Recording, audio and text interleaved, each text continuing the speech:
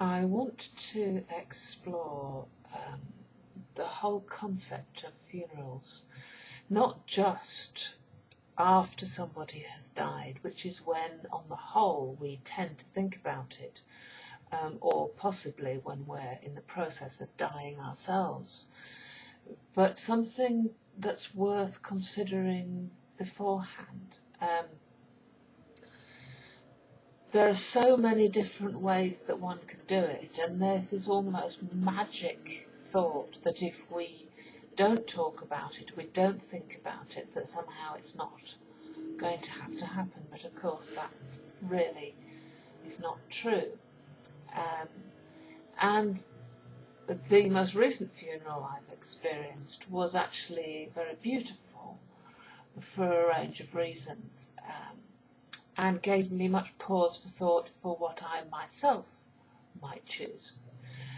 But I have been part of other funerals which were much less so. In fact, some that were quite distressing. For example, my grandmother's funeral was led by a minister who had never met her, couldn't remember her name, and it was quite clear that anything that he was saying was just empty rhetoric, which was far more upsetting than if there'd been no funeral at all, really. So it really is something that's worth contemplating. If you're religious, I think it's a far easier thing to consider. Chances are you will be part of a community, and you'll know more or less exactly what you are going to get. May even be in a position to talk with the person who may take your funeral or your relation's funeral.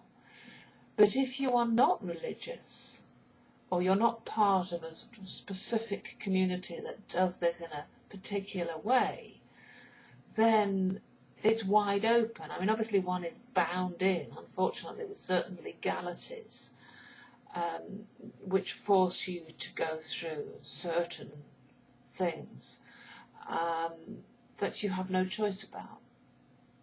You know, you can't just be buried in the garden, or be thrown in, I mean, you know, whatever. You can't, it's not possible. There are certain limits which you are bound by. But it is certainly worth coming up with something that you are going to feel comfortable with if it's your funeral, or that you will feel has achieved your aim, if it is a relatives or partners or whoever's, really. For example, you know, what would they like? What kind of service would they like? Now, you don't have to have either a religious minister or a humanist, whatever. You don't have to have someone else lead any funeral. You can do it yourself.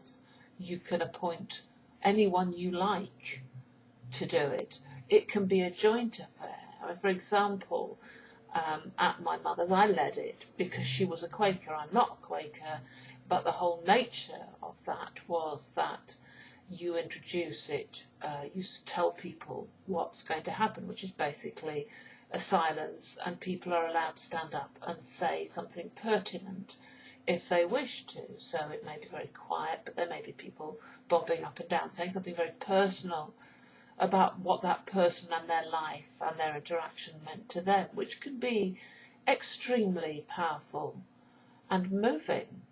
But really, you can do what the hell you like. Some people have happy songs playing. People ask that some might ask for very brightly coloured clothing, or you know, whatever that person would like. I guess what I would encourage you to do is to dare to step outside the boundaries of what others might expect of you, or what you think others might expect of you, and do what feels right for you or for the person who you have lost. Because whilst they're not there, I think respecting the wishes of someone is a kind of final act of respect and honour to that individual. Is their kind of last physical journey before they cease to be all together, before they cease to have any kind of physical presence. Thinking about whether you want to be buried or cremated, discussing those kind of things with relatives so that they know ahead of time, in a fairly pragmatic sense, you don't need to get dramatic about it, what you might want them to do with you afterwards if you are cremated. All these kind of things are things that are worth thinking about, and actually can create something quite powerful and beautiful, something that you can remember that person with an even greater fondness, or they can leave an impact behind. I mean, I have some things in mind, having been through what I've just been through, for my own, which I hope will give a gift to my children after I'm gone. So I could ramble on endlessly about this, but basically it's something that is symbolic in a way, may be seen by some to be meaningless, but is the opportunity to say goodbye to that person in the way that they might like, and that you need to do, or you as a group, you as a family, you as whatever need to do.